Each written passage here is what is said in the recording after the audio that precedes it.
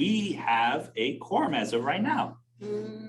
We have Olivia, Dave, Jeff, and Will. Yes, we do. Yes. I'd like to welcome everyone to the Monterey County EMS Operations Subcommittee.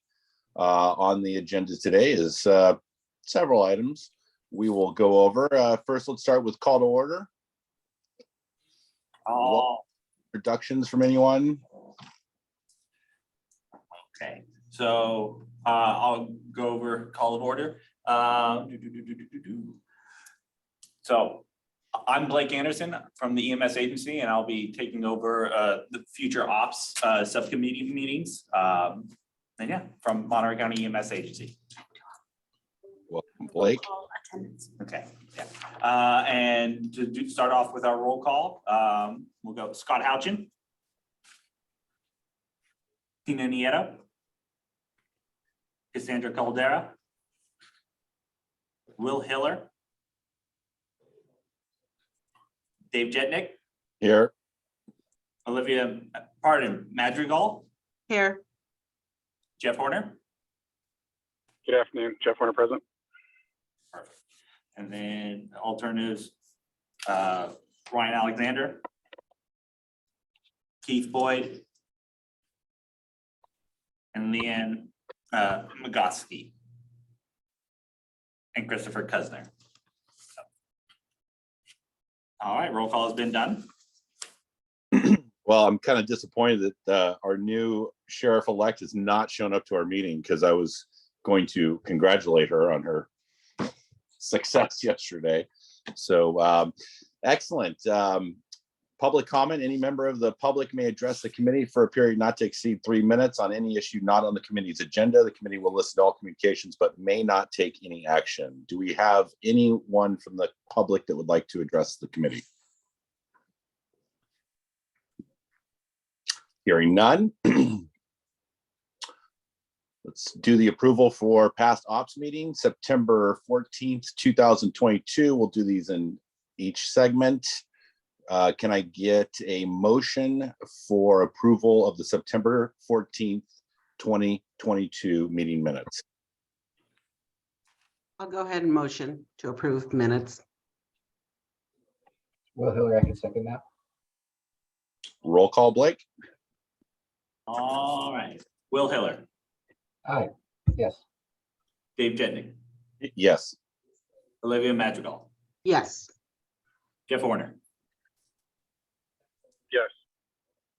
All right. Minutes approved. Excellent. Item 3B, approval of the October 12th, 2022 Ops AB 361 special meeting minutes. Do I hear a motion? Jeff Horner, all motion. I'll second that. So, thank you. Roll call. All right. So Will Hiller, Yes, Dave Jetnick, Yes. Olivia Madrigal, Yes. Jeff Horner. Yes. All right, and those have been approved. You guys are making this way too easy. We're only 4 minutes in and we're Almost done. running out of stuff. You guys are gonna be bored the rest of the day. All right. Correspondence. Anything updated since yesterday when the agenda came out? Nope, not at this time. Excellent. Let's go into reports. Item EMS agency update by Teresa. She is not able to attend this meeting, so I'm going to provide that in her absence. There's a written report attached to the agenda packet. Just a couple highlights. We are continuing to work through the 2023 policy and protocol review cycle. For anyone who is interested in attending, there will be a series of 3 meetings next week to review the public comments we've received to date, and answer any questions that people may have about the response to public comments and the policies and protocols themselves. We have made the decision to stop working to move forward the items related to law enforcement requests for medical evaluations and clearance of intoxicated patients. We've been working on that for quite some time. It's been very slow going. And as we've met with some of our law enforcement stakeholders in particular, we've had some challenges come up from them. And given the progress and the other competing interests that we have at this time, we've decided to put those on the back burner or delay them until, or if we decide to revisit them in the future. Otherwise, I would highlight that we are moving forward and have submitted a buprenorphine LoSoft to add that to our scope of practice locally. That's a tri-county effort that we've been working on with Santa Cruz and San Benito County. That would provide medication-assisted treatment during EMS encounters and then direct patients to substance use navigators at the local hospitals. So that's scheduled to go to MDAC in December and will be initiated with AMR initially evaluated and then potentially rolled out to other ALS transport providers in the future. So that's all I wanted to highlight, but if there are any questions, I'm happy to answer any about the rest of the report or anything else. Does anyone have any questions for Deborah? Deborah, I have a question. I'm just curious, what was the takeaway from postponing the medical clearance by via law enforcement? Sure. We met with the law enforcement chiefs group probably maybe 6-8 weeks ago now. They had a series of concerns related to disposition of these patients, potential liability on their part, and some just difficulties with patients with non-medical issues at the jail. And hearing their concerns, and like I said, the competing interests, we just feel like it would not be wise to continue with it at this point. So. Okay, isn't not to sound ignorant, but isn't that the whole nature of the beast we were trying to, get a hold of with regards to the utilization of EMS resources for, something that could happen or be, I guess, fulfilled by law enforcement agencies? I'm not sure how that works because they're still calling. So. Yeah, they have concerns about the use of the form, signing off on the form in particular, that it puts them at increased we're removing some liability potentially from the EMS providers, but then placing that upon the law enforcement officers in their response, and that they're having challenges dispositioning those patients as it is, and that the increased volume may add to that. Okay, well, I hope this gets brought back around for, the EMS agency to work towards a solution, because it's impairs, and with the system demands the way they have been, it's just one more cog in the, that pulls down our resources. And I think sometimes, some of the requests are, minor at best, and it's like you said, it's just CYA for them, but then it ties up a tremendous amount of resources. So even looking at an alternative means of that, whether it's an ALS consult that doesn't require EMS transport, maybe a fire base kind of thing could be looked at or explored. That's just my thoughts on my way out the door. Understood. Appreciate the thoughts. Excellent. All right, let me go scroll back up here. Oh, thank you. Old business. Stephen Brooks, we got triage days coming up. We do next week. Monday, Tuesday, and Thursday are designated triage tag training days. We have distributed training materials to each of the agencies to distribute to their employees for self-study, or we've provided a PowerPoint for facilitated training that included training in the triage tag day itself, the expectations and how to proceed, which patients wouldn't need or shouldn't receive triage tags. It also included a little tutorial on start triage, as well as a video from the manufacturer about the triage tags to remind folks on how they're used and what to do with it. Anyways, looking to see if we can familiarize everybody well with triage tags and making sure that we know what to do with them. And then we'll be also moving into being able to track patients, from field to final outcome through the use of the triage tag number. So it's a good start and looking forward to seeing how it goes next week. Excellent. Does anyone have any questions for Steve? You guys are like church mice, and I don't even go to church, but I hear they're quiet. Excellent. Moving right along. Do we have Kimberly today? Yes, I'm here. Oh, there you are. Yeah, see, I'm on my iPhone here, so everything's really small.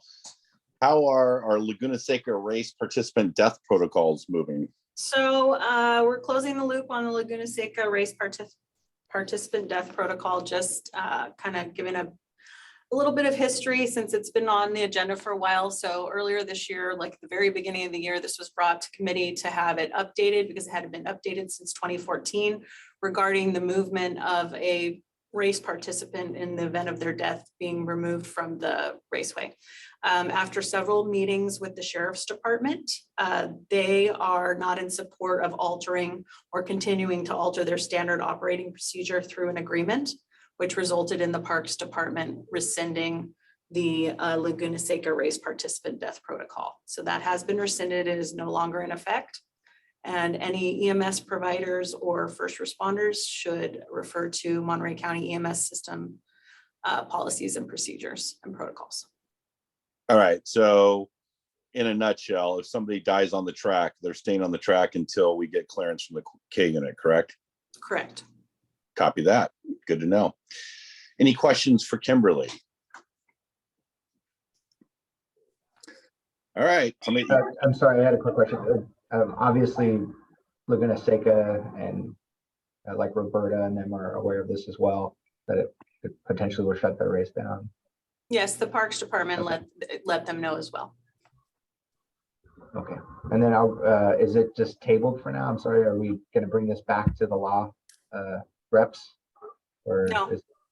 No, it's been rescinded. The Sheriff's Department does not support changing their SOPs through an agreement. All right, thank you. Excellent. Thank you, Kimberly. Moving on to item C, Ops Subcommittee Bylaws Policy 1020 cleanup by our newest member, Blake Anderson, and his cohort, Kimberly. I'll take this one. So a copy of the current policy for the EMS advisory committees, which is 1020, and the draft version of the changes scheduled to go into effect July 1 are included in the agenda packet.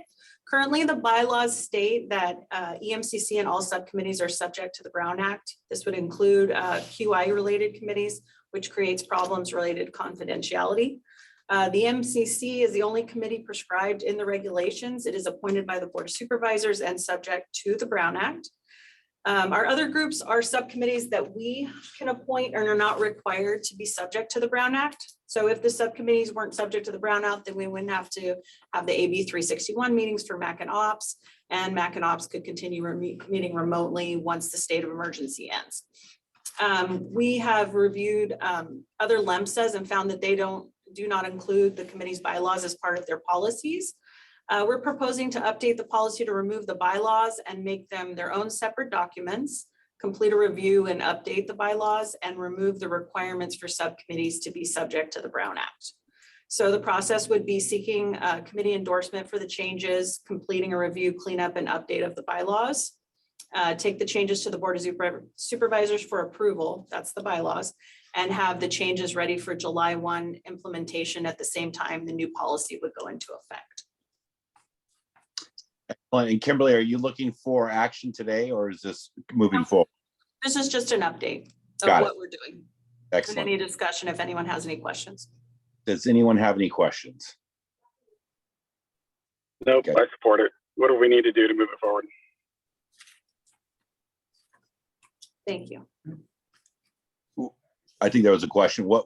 Oh, I'm sorry. I thought he said do whatever we need to do to move it forward. Yeah, no, that was it. Just, Oh, I did hear right. just expressing my support. I will throw my my support behind it as well. I think that's a very helpful move on the committee's part. Also, I think continuing with the Zoom meetings, I think it's very helpful and beneficial. I think it can include a lot of people who decide to show up, -1, today. And, it's sometimes can be a little challenging, especially when the EMS meetings in the past were all coordinated on a single day. And I know that's, due to the pandemic, we've had to move things around. But having Zoom has definitely allowed a lot more access to different meetings at different times. So thank you, Kimberly and Blake, and good luck in the future. Thank you, Dave. All right, down to new business. And Mr. Blake, you got a new chair nomination. Yes, as some of you may know, we have one of our members here leaving. So we will need to do a nomination process for a new chair for the Operations Subcommittee. And then when would we like this? Today? Mhm. Yeah, all right, so we will be opening up to nominations for new chair of the Ops Subcommittee. Well, I think because she didn't show up, I nominate Tina, but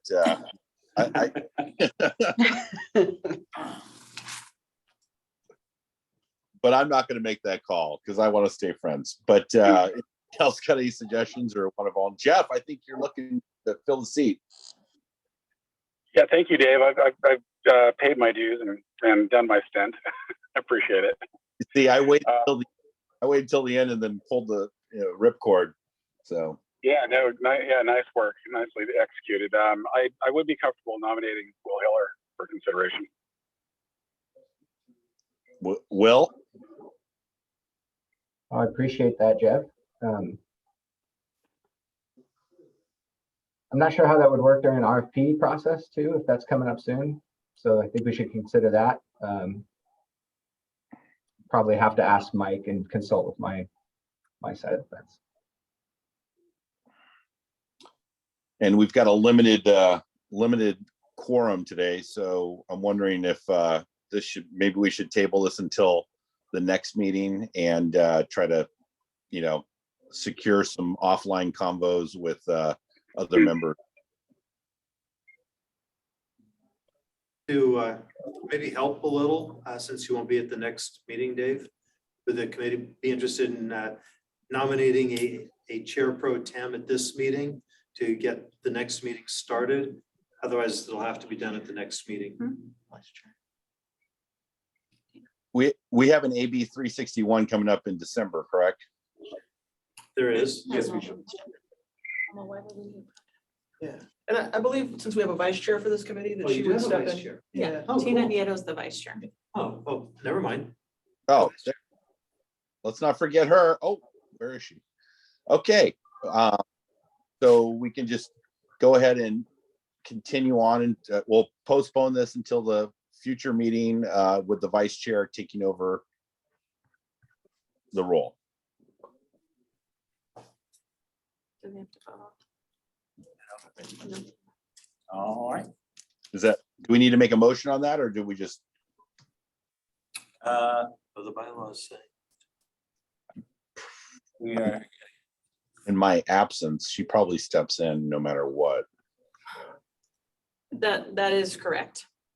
The vice chair steps in if you're absent. I mean, I'd be happy to call in. I can pretend, right? Who says I have to be employed?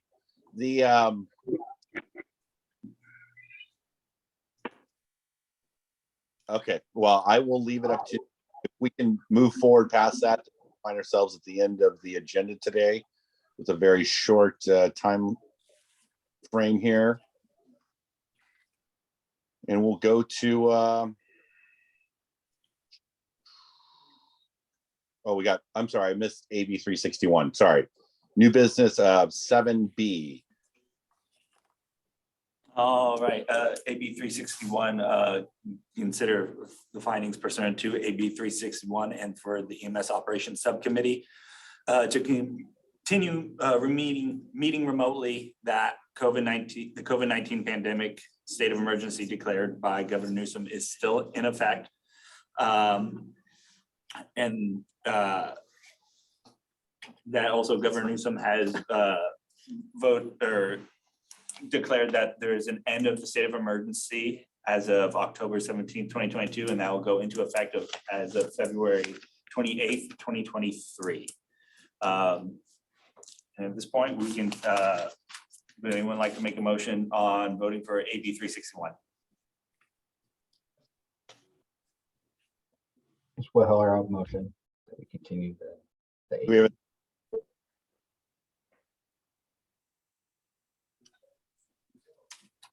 And then we have a second. I'll second that. all right, roll call, Blake? All right. Will Hiller, Yes. Dave Jetnick, Yes. Olivia Madrigal, Yes, Jeff Horner. Yes. And is he still on? Ryan Alexander, he was on for a second. It looks like he's gone. So, all right, and it is approved. Excellent. And then continuing on that, we have our next special meeting date for the EMS agency. Operations Committee will be Wednesday, December 7th at 9:30 a.m. for the special meeting to continue AB 361. We have it under action item. Do I have a motion to have that meeting?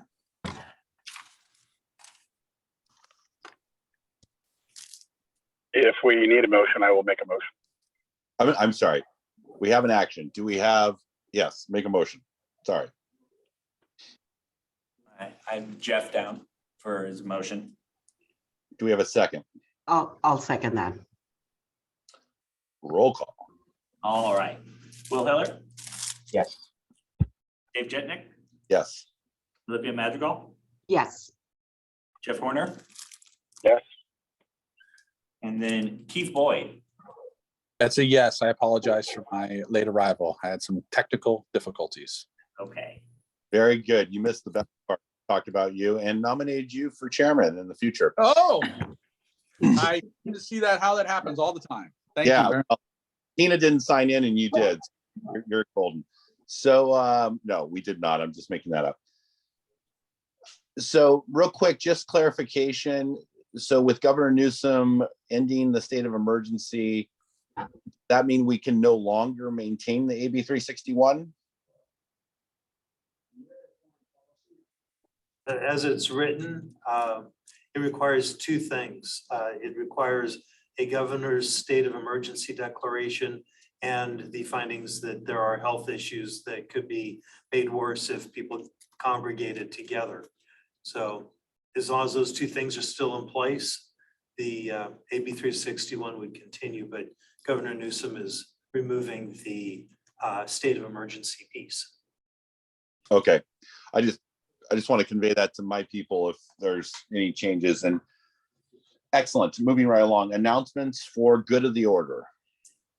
Any member of the committee may make an announcement or comment. Ops may just not discuss or take action on any item raised or announcement except to decide whether to place it on the agenda or subsequent agendas. Does anyone have an announcement for good of the order? Well, oh, Sorry, go ahead, sorry. Will. I'll continue. I think the death protocol thing, if we could revisit that internally speaking with Dr. Burley and the EMS agency to come up with some guidelines. In the past, these guidelines were created because it puts our crews in a situation on scene there where we're either housing the body in our ambulance and taking that unit out of service for the event and not able to leave, etc. So there's some sort of operational components of that I think we should figure out. And I'm not sure the process to get it on the agenda or to bring it up again. I know that it was, I understand Kimberly's point, but I think that should be revisited in some form or fashion. Excellent, thank you, Will. Would anyone else like to speak? Hey, Dave, Jeff Horner, just tagging on to your comment about or clarification regarding AB 361. So as I understand it, we're currently working under AB 361 and can continue remotely through February, at which point that ends. But if we're going to remove ourselves from the Brown Act through whatever the LIMSA needs to do to accomplish that, then we'll no longer be required or, to participate. under some of those regulations, and we will be able to continue remote meetings. Is that my correct understanding? Oh, sorry, go ahead. I would add to that, it's gonna take some time for us to work through that bylaws process, so that will need to go to the Board of Supervisors for approval. It will result in changes to all the bylaws, and the policy itself won't go into effect until July 1st. So the EMS agency goal for that was a July 1st start date. So there may be some time, or would be some time in the interim where we had to meet face-to-face in person. Thanks, Deborah. Yeah, that's kind of what I was thinking. That's why I asked Jeff. There's gonna be a gap. So if that's the case, unless we can continue to justify COVID out there, right? So if that's what I understand, correct? But there also has to be a declared state of emergency. Oh, got it. Okay. Thank Yeah. you. Yeah. Excellent. Do we have any more comments or opinions or? Anyone want? Dave, one more item for consideration for future discussion or possibly an agenda item is I've just met with another county agency recently, and it's just anecdotal at this point, but there was some concern raised about accuracy of helicopter air ambulance activations for scene calls within Monterey County, specific to Mercy 20 out of Hunter Liggett. And I know we've gone through this in the past, and we've looked at the call matrix and activation, but maybe we can take another look at that. And I don't know if Olivia or perhaps the LEMSA can drill down on the specific data to see if it's just anecdotal perception or if there is in fact inaccuracy in ETAs and delayed responses for that particular asset from that location. I completely agree, Jeff. And interestingly enough, I spoke with Steve Brooks about a week ago regarding similar issue with requesting ambulances. One was a scene that I had participated with. The other one was incident that I heard about afterwards. And so I think it's good as a group, from all the different agencies, the CQI, the TQuick, MAC, and Ops, and especially Ops, because we have all the representatives in it, or supposed to have all the representatives in attendance. I think it's important that we go over this in a biannual, some kind of reoccurring update, or just touch base on it. And the reason I say it is some of the agencies we work with have, they have change of guard. They have different people that move in and out of our area of operation. And sometimes, the incident has such a high, activity value to it that the automatic impulse is to request a unit or, an air ambulance for a certain type of scene. And sometimes I think what we designed in our air ambulance policy kind of gets left to the side. So with that being said, and not pointing out any fingers or specific incidents, I think that's an excellent suggestion. And you should definitely continue that moving forward, at least address, sit down and talk about it in one of the committees every, year or 2 years. That's all I got.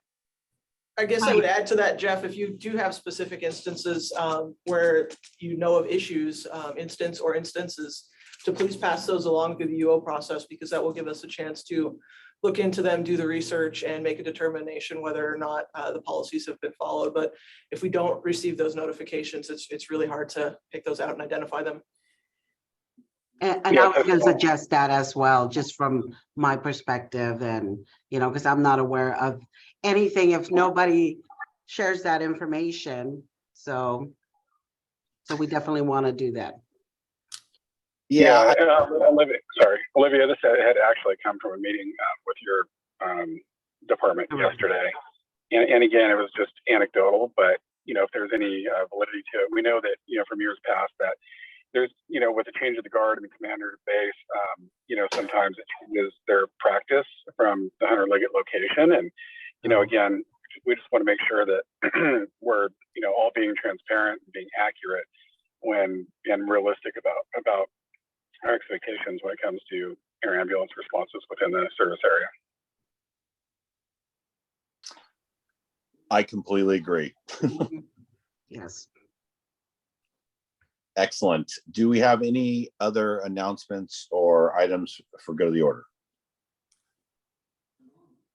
If no one has anything else, we do have one last thing to present for the Ops Subcommittee.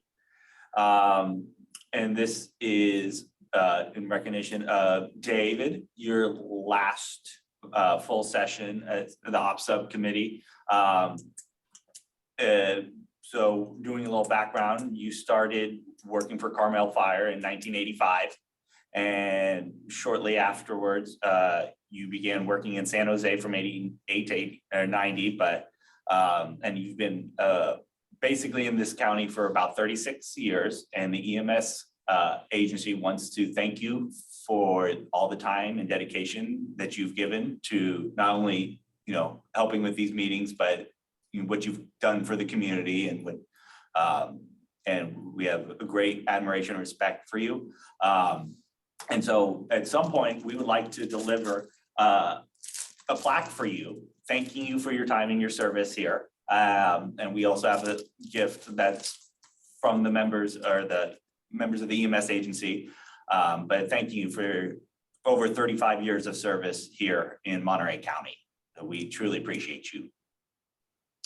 I'm beside myself and I greatly appreciate that. And I have to say that I was very fortunate to be a participant with the EMS agency for, I believe, over the last 15 years or plus, since the day Sydney Reed recommended that I be part of the EMS operations committee and sit on the ALS-QI committee, the STEMI, the stroke, the trauma committees. And it has been a pleasure. It has been an honor. And I feel that collectively we have made the system better. And it's always been my goal to, work with every group and make sure that we're doing the right thing for the community. Not just Carmel by the Sea, but the entire Monterey County. I've had the opportunity to work with some amazing people from EMS to fire chiefs to communications throughout my history, and I'm gonna miss you guys. Well, David, you will be missed. Thank you. I agree. Thanks, Olivia. Thank you, Dave. Yeah, and just I just want to clarify. I was still working here when I was in San Jose. That was just one of my side gigs, but yeah. I was here the whole time. I took a little, side job up the hill. So back before AMR was actually AMR. So anyway. All right, thank you, Dave. And again, I'll be reaching out to you after this meeting and we'll schedule a time to drop this off to you in person. That would be great. Thank you very much, Blake. When is your last day, David?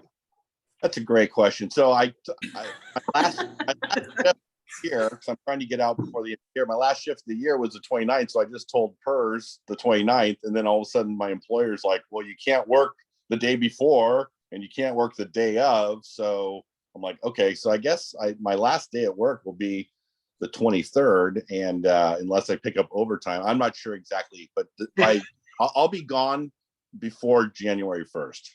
Oh, okay. So, and trust me, it's going to be a huge void. It's going to be a huge void. And I'm not quite sure, besides my side gig selling real estate, I'm not sure what's in store. So I don't know. Will, you got a job? Yeah, I do actually. I got a pool needs filling in my backyard soon too. So I'm looking for help. Dude, I definitely, just joking aside, like I said before, you are part of the fabric of EMS in this community. And for me personally, you've helped me out, given me some pearls of wisdom, and I appreciate your time. I really do. Thank you, David. Thank you, Will.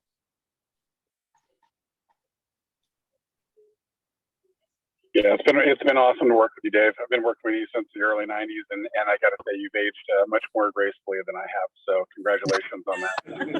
And congratulations on your well-earned retirement, and very impressed and appreciate the EMS agency taking the initiative to recognize you today. So. I greatly appreciate that as well. And you guys are, you're all family. I mean, you're all family and you'll always be my family. So You can always come back as a citizen rep, right? I would love that. I think I'm gonna echo. I will miss you. Oh, I will miss seeing your number come across the dispatch line thinking, oh my God, what? Nah, I'm just kidding. Right, Kimberly?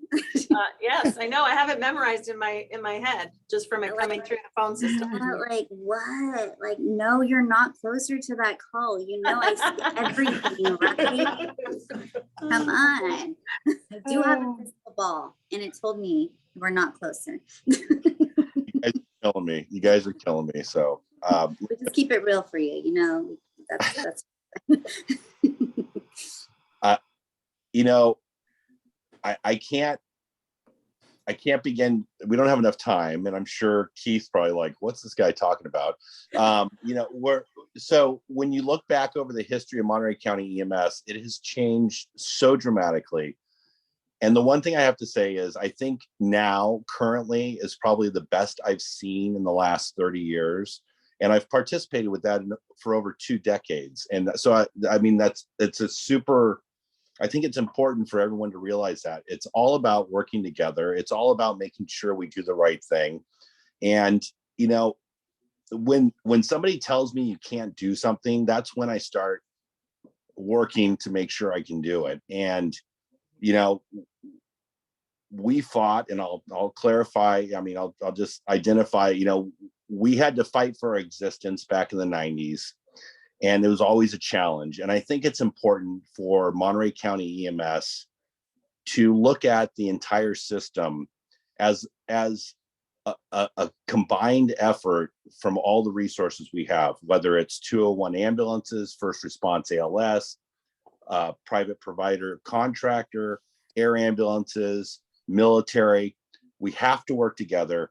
We have to find a common thread that makes it the best possible, you know, ability to give to the patients who are in need. And I think, you know, with the advent of the STEMI, the stroke QI, we have created such a dynamic pre-hospital system, and all of you guys should be very proud of it. And I am very proud of it. And I'm just, like I said, I'm just super stoked. So happy for everyone. And I'm crying. So I hope you guys are happy. I'll add, I mean, I have a wife in medicine, so I have a lot of respect for what the EMS system does. You know, and the roles all of you in the EMS agency play in looking out for the community. And it's a commitment, it's a passion. And those that have that commitment and passion are why we succeed in this business, in serving the community. And to have that commitment, it gives me good faith that not only is the community safe, but if my officers had an issue, that I know that the care system is in place to provide for their safety, to get them to the right system. We recently had Natividad get their ACS verification completed. You know, that's a great thing that shows the level we have. And so it's a system, and everybody has a role, and the system succeeds because everybody's committed to that role and doing their part. So I appreciate what all of you do. And in the limited time I've known you, you know, I definitely have found you to be committed to your profession. And I thank you for that. Thank you. Just don't pull me over. All right, moving on.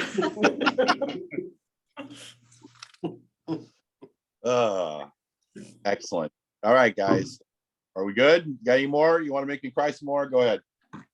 I was gonna apologize. It's my first meeting that I'm helping host, and I've already made one person cry already. So I don't know how that's a way to start off. I think you put that on your future resume.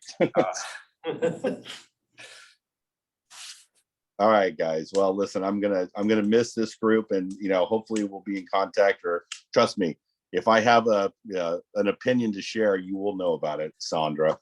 I know this. Excellent. All right, guys. If that's all, and you don't have any more, you don't want to roast me anymore, let's go for the next operation subcommittee is scheduled for Wednesday, January 11th at 1 p.m. And location Zoom will follow. And do we have a motion to adjourn? Stop it, Sandra. Motion. I'll motion to adjourn. All right, guys. Be well. Talk to you soon. Take care, Dave. Take care. Thanks, everyone. Bye. Bye-bye.